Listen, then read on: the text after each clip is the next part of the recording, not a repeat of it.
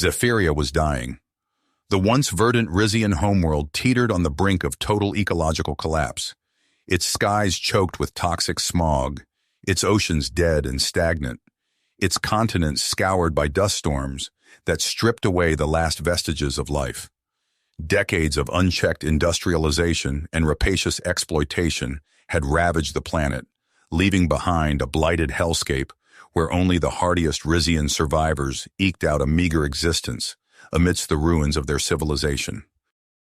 In a last desperate gambit, Dr. Lyra Sorensen and her team of scientists transmitted a distress signal into the void of space, pleading for aid from any advanced spacefaring race that might hear their call. By sheer chance, the signal reached the HES Prometheus, a human exploration vessel surveying a neighboring star system. Captain Nolan Grant, recognizing the urgency of the situation, convinced his superiors on Earth to mount an immediate rescue operation.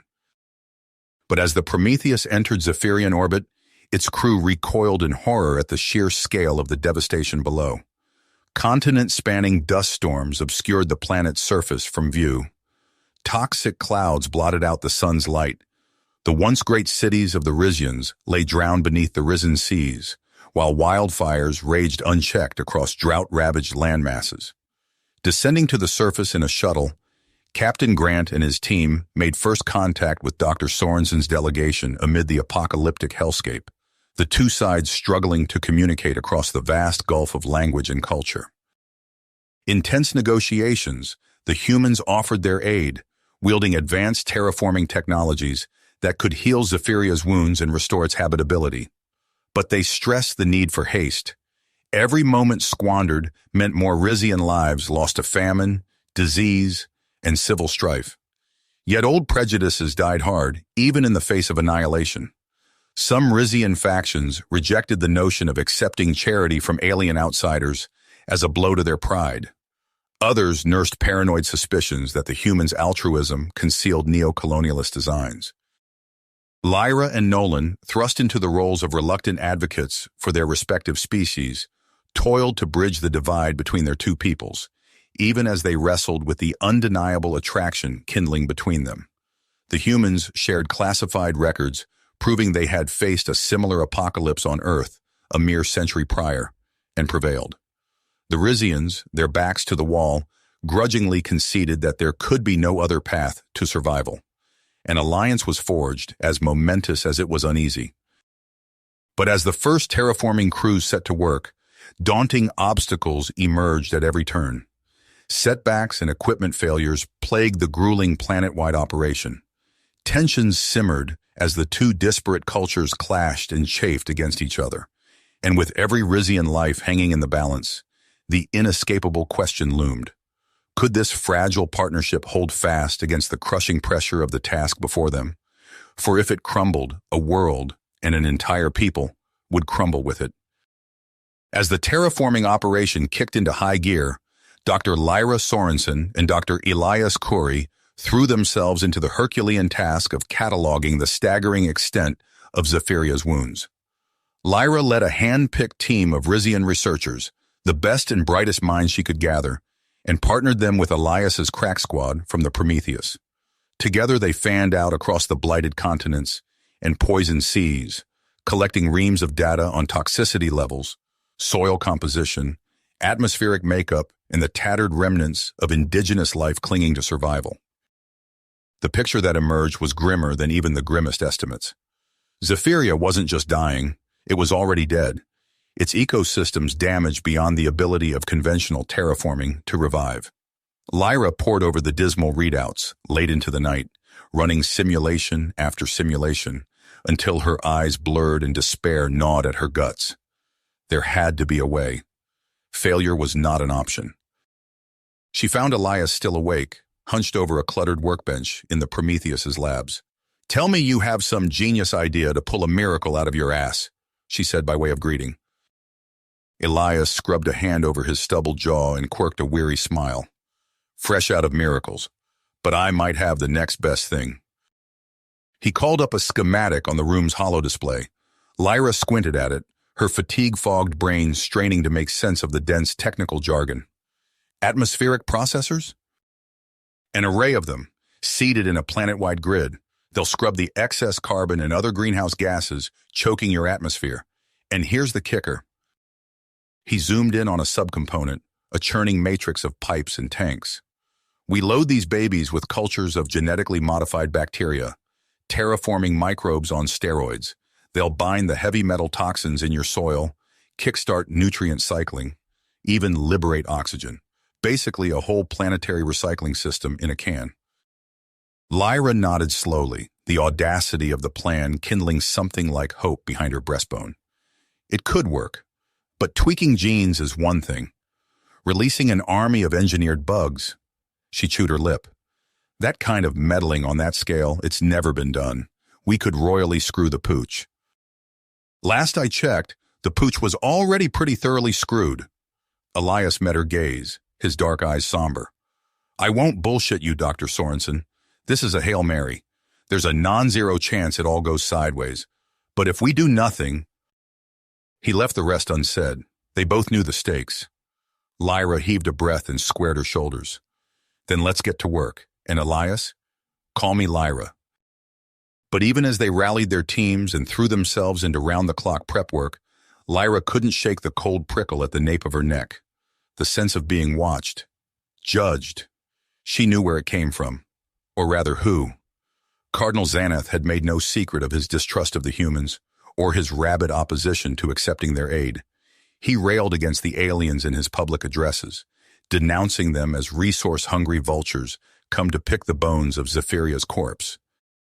Lyra had tangled with Xanath before, trying to counter his fear-mongering in the planet-wide assembly.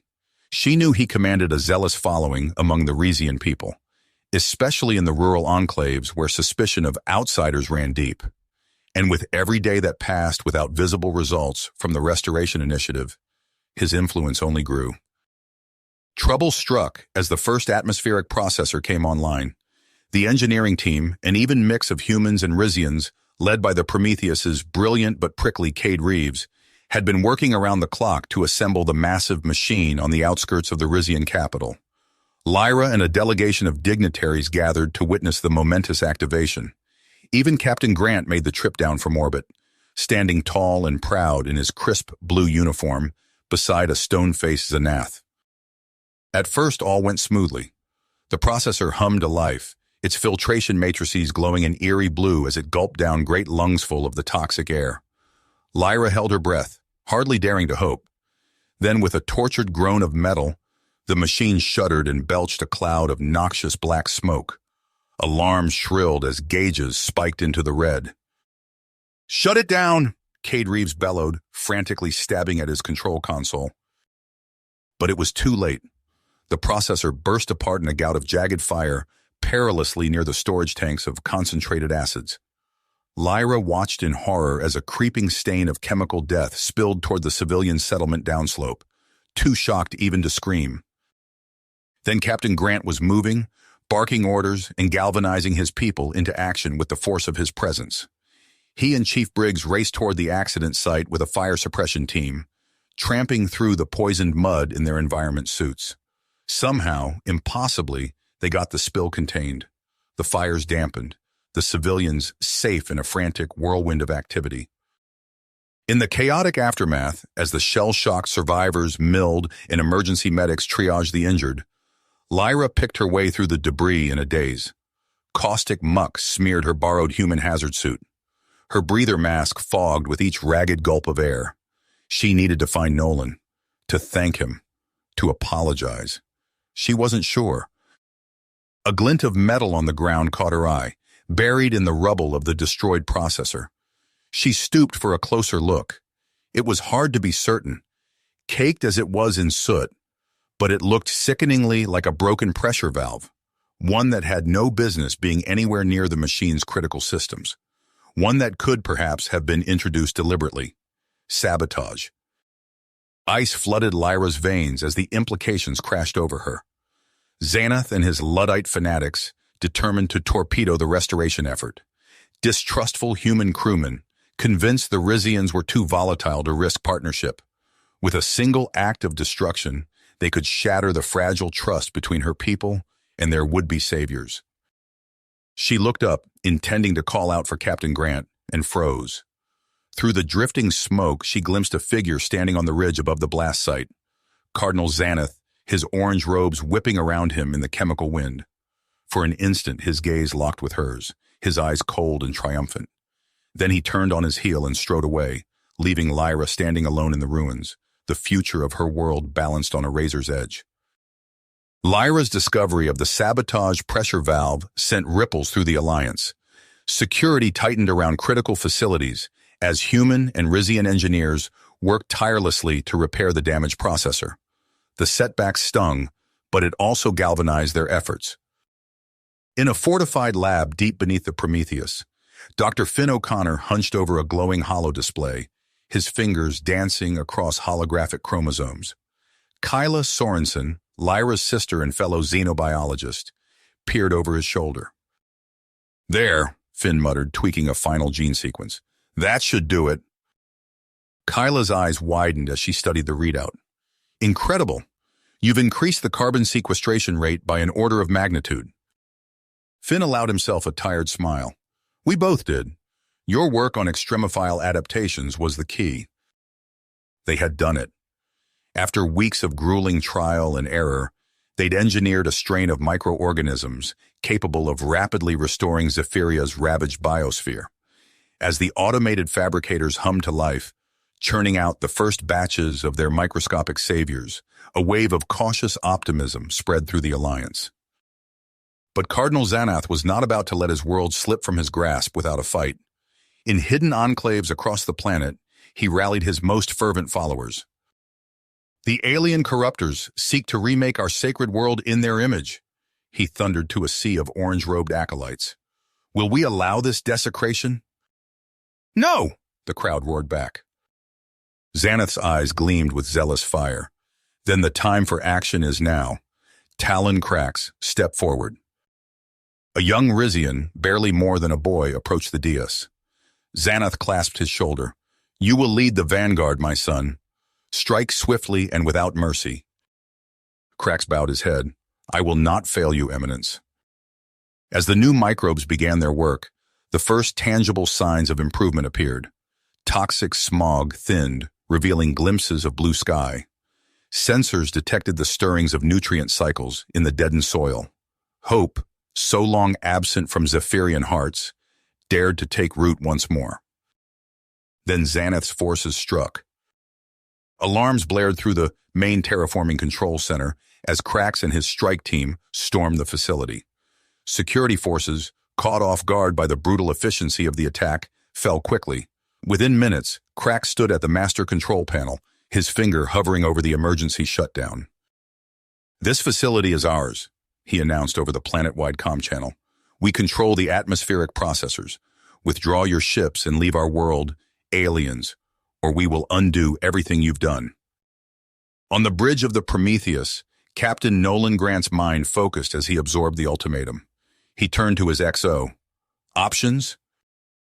We could retake the facility by force," Briggs suggested, "but the risk of collateral damage?" Nolan nodded grimly. They couldn't afford to lose even one processor. He made his decision. "I'm going in." "Sir?" Briggs blinked in disbelief. "Alone?" "That's an order, Commander. Prepare the transporter." Minutes later, Nolan materialized inside the occupied control center, hands raised. Krax's men trained their weapons on him instantly. "I'm unarmed," Nolan said calmly. "I'm here to talk." Krax emerged from behind a console, eyes narrowed. "There's nothing to discuss. Order your ship to leave immediately."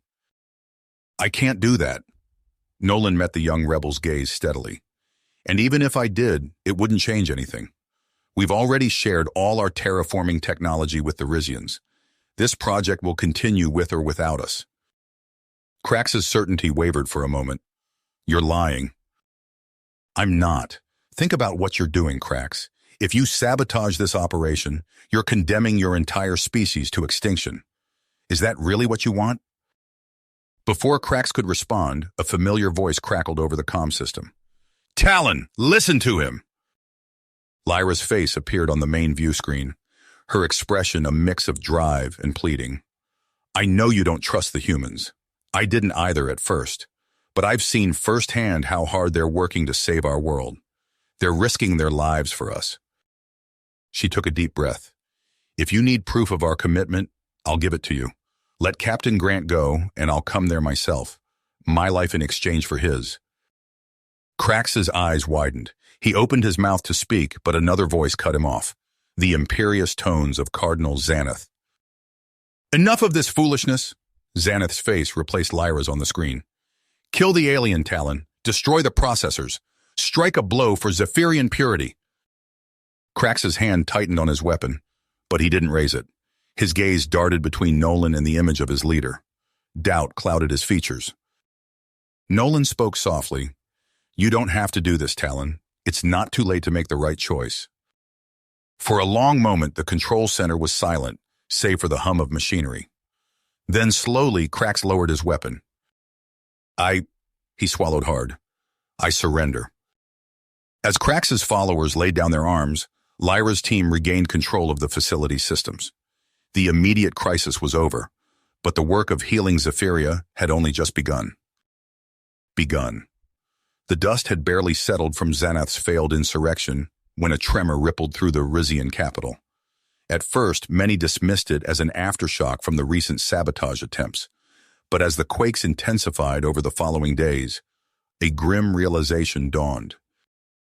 It's the frozen maw, Lyra said, her voice tight as she studied the seismographic readouts. The supervolcano in the northern polar region. These patterns, it's waking up. Captain Nolan Grant leaned in, his brow furrowed. How bad? Catastrophic, Lyra replied. If it erupts at full force, the ash cloud will choke our atmosphere. We'll lose what little progress we've made and trigger another mass extinction. Nolan's eyebrows furrowed. Options? We vent it, came a gruff voice from the doorway. Chief Engineer Cade Reeves strode in, datapad in hand. Use controlled charges to create an artificial fissure. Bleed off the pressure before it builds to critical mass. Lyra's eyes widened. That's insane. The magma chamber is kilometers deep. How would we even... Human drilling tech, Cade cut in. Modified for extreme temperatures. It's our only shot. Nolan nodded grimly. Assemble a team. We move out in 6 hours. The journey to the frozen maw was treacherous. Lyra watched from the transport's viewport as jagged ice formations gave way to steam vents and bubbling lava pools. She felt her sister Kyla's hand on her shoulder, a silent gesture of support. As they touched down near the caldera's edge, Cade barked orders to his engineering crew. Move it, people! We've got a planet to save! The drilling rig hummed to life, its laser array carving through layers of bedrock. Lyra's heart raced as the depth gauge ticked ever lower. 300 meters, 500, 1,000. A violent tremor rocked the site. Cade's voice crackled over the comms. We've breached the magma chamber, preparing to deploy venting charges. Wait, Kyla interjected, studying a readout. I'm detecting anomalous biosigns. There's something alive down there. Before anyone could respond, a piercing shriek split the air. A writhing mass of tentacles erupted from the borehole, lashing out at the nearest workers. Chaos erupted as more creatures poured forth, their chitinous hides gleaming in the volcanic glow. Fall back, Nolan shouted, drawing his sidearm. Defensive positions! Cade's team scrambled for cover, but one of the monsters latched onto his leg, its mandibles tearing into his envirosuit. Kyla sprinted towards him, unclipping her own suit's oxygen supply. What are you doing? Cade yelled as she connected the line to his damaged suit. Saving your life, Kyla shot back. Now place those charges. With renewed commitment, Cade fought his way to the rim of the borehole. He activated the venting charges and tossed them into the roiling magma below. Charges set! We need immediate evac! But as the ground began to shake, Cade lost his footing. He tumbled into the fissure, barely catching hold of a rocky outcrop. Cade! Lyra screamed. She turned to Nolan, desperation in her eyes. We can't leave him. The engines... Nolan's face was a mask of conflicting emotions. It's too dangerous. I can't risk. A roar of thrusters cut him off as a rescue shuttle swooped low over the caldera. Logan Briggs's voice crackled over the comms. Hang tight, Chief. I'm coming in. Briggs, stand down, Nolan barked. That's an order. But Logan was already descending into the superheated maelstrom. Lyra held her breath as the shuttle vanished into the billowing ash and steam. Agonizing seconds ticked by. The eruption's intensity grew, threatening to overwhelm them all. Then, just as hope began to fade, the shuttle burst from the inferno, scorched but intact. As Logan set the craft down, Lyra's relief was short-lived. The sky above had turned an ominous, roiling gray. The ash plume was expanding at an exponential rate, already blanketing half the continent. It's not enough, she whispered, watching helplessly as their hard-won atmospheric gains evaporated. Elias Khoury's voice cut through the despair. I have an idea, but it's a long shot. Lyra turned to see the astrobiologist hefting a canister of swirling metallic fluid. The microbe dispersant? She asked. Elias nodded grimly. Repurposed to target ash particulates. If we can get it high enough. Do it, Nolan commanded. As the dispersant took effect, the ash began to dissipate. The immediate crisis had passed, but the true magnitude of their task was only just becoming clear. Lyra gazed out over the scarred landscape, knowing that the real work of healing her world was only beginning. As the dust settled from the volcanic crisis, Lyra stood atop a hill overlooking the terraforming array. The sky above her shimmered with an iridescent hue, a blend of Zephyria's native atmosphere and the newly introduced Earth-like elements. In the distance, patches of verdant green sprouted amidst the once barren landscape. It's beautiful, she whispered, her heart swelling with pride and hope. Captain Nolan Grant approached, his expression a mix of awe and concern. It is, but we have a problem. Lyra turned, her brow furrowing. What is it? Nolan's teeth clenched. Our resources are running critically low. The Prometheus took heavy damage during the eruption. We can't maintain orbit indefinitely. The implications hit Lyra like a physical blow. You're leaving? We have to, Nolan said, his voice thick with emotion. But we're not abandoning you. We'll transfer all our remaining tech and knowledge before we go. Over the next days, a frenzy of activity consumed both human and Rizian teams. In the main control center, Elias Khoury hunched over a holodisplay, frantically inputting data as Kyla peered over his shoulder. No, Elias muttered. We can't introduce that species until the soil pH stabilizes. It'll throw off the entire ecosystem. Kyla's eyes flashed. And if we wait, we risk losing critical biodiversity. Sometimes you have to take calculated risks. Calculated? Elias scoffed. This isn't some lab experiment. We're talking about the future of an entire world. Their argument escalated, drawing concerned glances from nearby workers. In a nearby corridor, Logan Briggs and Cade Reeves were locked in their own heated exchange. We need to double the security details, Logan insisted. We can't risk another attack on our dwindling population. Cade shook his head vehemently. And pull vital personnel off critical systems? We'd be leaving ourselves even more vulnerable. As tensions mounted, an alarm blared through the facility. Lyra's voice crackled over the comm system. Emergency in the power distribution hub. All available personnel report immediately. When Lyra arrived at the hub, she found chaos. Technicians scrambled to contain cascading system failures as Cardinal Xanath's face loomed on the main view screen. Your alien corruption ends now, Xanath sneered. Zephyria will be pure once more. Lyra's hands flew across the control panel, desperately trying to isolate the virus. It's no use, she growled. It's spreading too fast. Suddenly, a new transmission cut through the static. Talon Krax's face appeared, bloodied but determined. Lyra, I have the decryption codes. Xanath's compound, northeast quadrant. Hurry! The feed cut out abruptly, punctuated by the sound of weapons fire. Lyra's heart raced as she input the codes, praying they weren't too late. For agonizing seconds, nothing happened. Then, one by one, Systems began to stabilize. The virus was contained. But the victory was bittersweet. As the dust settled, the true cost became clear.